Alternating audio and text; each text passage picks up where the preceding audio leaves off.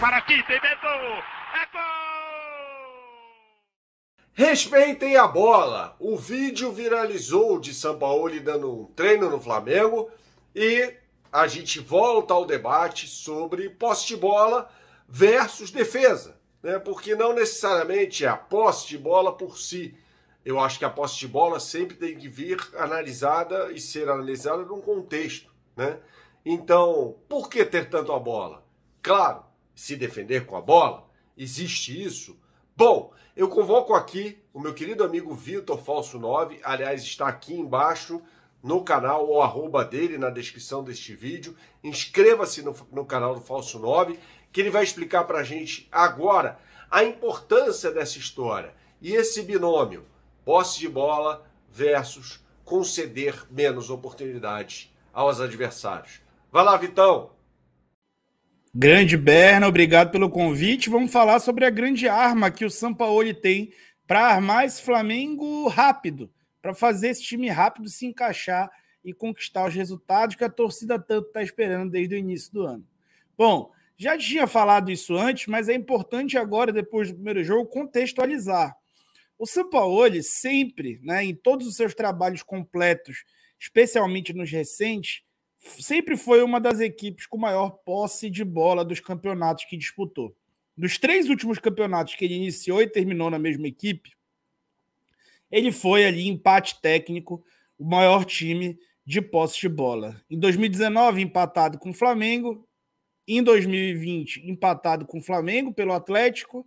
E em 2022, no PSG, no Olympique de Marseille, na temporada 21-22, ele também foi esse cara junto ao PSG. O badalado PSG teve a mesma posse de bola do time que tem Neymar, Messi e companhia, né? E qual que é o grande efeito disso, né? O grande efeito disso é que, geralmente, os times deles são os times que menos concedem finalização. Você deve ter visto o vídeo aí, né? Do que viralizou do Sampaoli falando, né? Respeitem a bola, vamos tratar a bola bem, algo do tipo. Bem, o interesse pela bola e o respeito pela posse de bola, ele vai além da necessidade de criar, mas também vai para a necessidade de defender. E é muito mais bonito você defender, não deixando o adversário jogar, porque a bola está com você, do que colocando meia dúzia de volantes brucutus lá para recuperar a bola do adversário. Jogadores sem capacidade de passe dificilmente vão jogar, inclusive goleiro dificilmente vai ficar no time do Sampaoli sem essa capacidade de passe. Então, no Atlético e no Olympique, no campeonato francês, que tinha o PSG, né? Ele foi disparado ali a equipe que menos concedeu finalizações contra o seu gol. No Santos ele oscilou um pouquinho, foi o quarto nesse aspecto, mas também ficou bem posicionado, tá bom?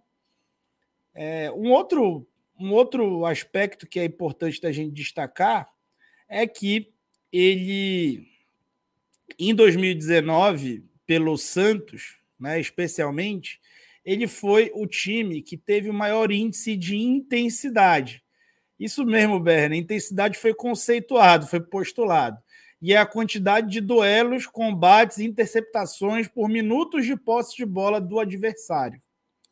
O Santos, em 2019, tinha isso mais do que o próprio Flamengo do JJ. Isso é bastante interessante, né? Bom, e aí a grande diferença dele para o Vitor Pereira, né, e para a escola portuguesa de técnicos, né? A escola portuguesa de técnicos que utilizam também o jogo de posição, até pelo material humano presente na Europa e pela forma como as categorias de base na Europa se desenvolvem, o culto maior é ao passe mais vertical, a quebrar linhas, a trabalhar no entrelinhas e a colocar o seu time em último terço o mais rápido possível, ou colocar o seu time para segurar a bola em último terço. O futebol sul-americano prepara os seus atletas e cria os seus jogos muito mais de uma posse de meio de campo, muito mais um jogo lateral do que um jogo vertical. E o Sampaoli, no seu primeiro jogo, já mostrou isso, né? O seu percentual aqui de bola no jogo, ele foi muito mais no corredor central do que no último terço do adversário. Peguei um jogo bom do Vitor Pereira contra o... Não lembro exatamente qual foi o jogo agora, me foge, mas um jogo que o Flamengo tenha vencido.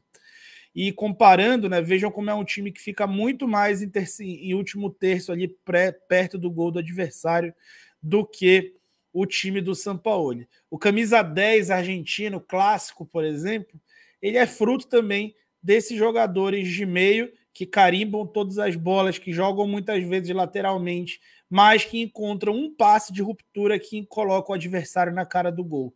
Isso é muito estilo do Sampaoli de jogar. Ele gosta dos atacantes atacando a última linha. Ele não gosta dos atacantes sempre ali de costas para receber bola e carimbar. Ele não quer que o atacante carimbe. Ele quer que a bola fique no meio, que os passes laterais encontrem a melhor janela de passe para um passe vertical, já entre as linhas do adversário, já para uma zona de finalização. Eu posso mostrar para vocês isso em dados. Pegando 3 jogos aqui de vitória do Vitor Pereira, a gente vê aqui o número de passes, o percentual de passes certo, e aí a gente nota o quê? Passes para frente, passes para o lado, passes para trás, passes longos e posse de bola. O que eu quero mostrar para vocês aqui? Tá? Os passes laterais e para trás, eles são os passes o quê? Mais seguros. É muito mais difícil você errar passes lateral ou passe para trás do que você errar passe para frente ou passe longo. E a ocorrência de passes para frente nos jogos do Vitor Pereira variava ali entre 31% e 36%. E mais, com relação aos passes laterais, os passes laterais só superavam a quantidade de passes para frente em 6%. Basicamente, o time passava tanto para frente quanto para o lado em quantidade. Já nesse primeiro jogo contra a Nublense, a gente pode notar que o time troca muito mais passe do que normalmente trocava com o Vitor Pereira, toca um percentual muito menor de passes para frente e, especialmente, esses passes laterais estão muito mais presentes, tem uma ocorrência muito maior.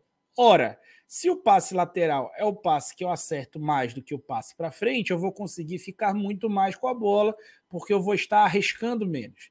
E assim eu vou crescer de produção alguns jogadores que não cresceram na sua base, não foram forjados para trabalhar com esse passe vertical no tempo da sua categoria de base. Um exemplo, Thiago Maia, né? Um cara que tem muita dificuldade com os técnicos europeus que vieram e viveu as suas 2 piores fases no Flamengo com Paulo Souza e Vitor Pereira, respectivamente. Por quê? Porque ele era exigido a receber a bola de costa, girar e encontrar o passe vertical. Agora ele precisa lateralizar mais o jogo e, eventualmente, vai encontrar uma janela de passe para encaixar um passe vertical. Até esse passe vertical, ele não vai mais ter a obrigação de dar, ele vai dar quando ele se apresentar. E até isso tende a que a quantidade de passe para frente, certo, seja maior percentualmente, na verdade, tá bom?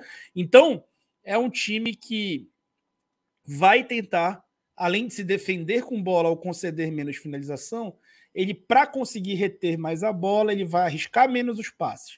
Ao arriscar menos os passes, o time tende a subir de produção alguns atletas. E isso deve ajudar para que ele tanto tenha um time com caras mais qualificados em campo, uma vez que vai ter muito mais a bola consigo e vai ter que defender muito menos, correr muito menos para trás, quanto crescer ali, conquistar ali a confiança de jogadores que estão em baixa e fazer com que eles também melhorem, né, no jogo. É mais futebol sul-americano mesmo, e nesse sentido acho que é importante, né, um cara que conhece bastante futebol brasileiro e é um sul-americano que cresceu aí com uma cultura futebolística de certa forma parecida. Tá bom? Valeu, Berna, pelo convite e tamo aí.